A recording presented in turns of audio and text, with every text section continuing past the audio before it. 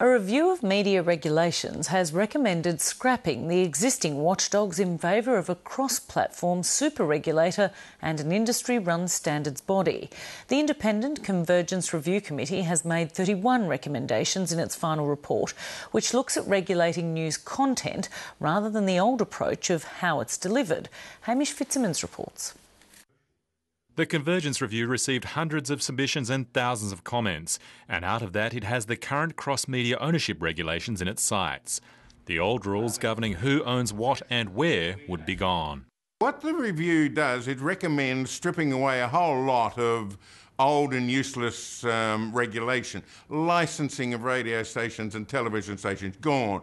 2 to the market rule in radio, gone. 1 to the market in television, gone. The 75 Reach report, gone.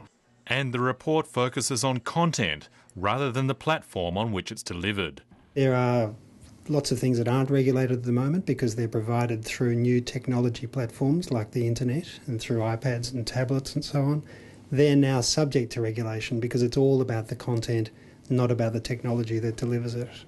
Print, online, radio and TV providers, except the ABC and SBS, which would be required to update their charters, would be obliged to take part in a self-regulated news standards body, which would oversee all platforms and replace the Australian Press Council. In some respects, there's a kind of invitation for media proprietors to put something like the heart tick of approval on their product by having it subjected to this new regulatory regime, whether they need to or not.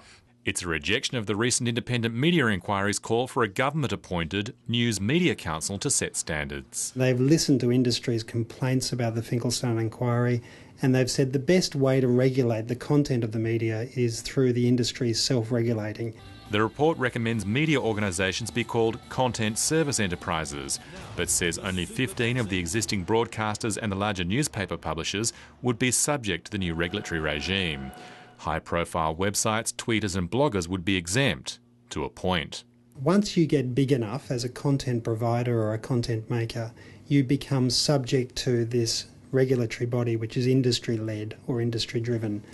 The small players who aren't regulated at the moment will remain under that level, although they are allowed to opt in if they choose to.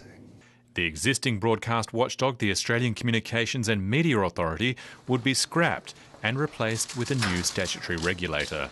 Media columnist and former newspaper editor Mark Day believes a rebadged ACMA may assume much of that role. Clearly, you'd use the bones of ACMA today as the bones of the new body. I would have thought it would make logical sense to do so. A spokesman for the Communications Minister, Stephen Conroy, says the government will respond to the report in due course. What it will achieve is still to be decided. I think for media professionals, it's interesting. For the public, I'm not sure that it's going to make a great deal of difference. Hamish Fitzsimmons, Lateline.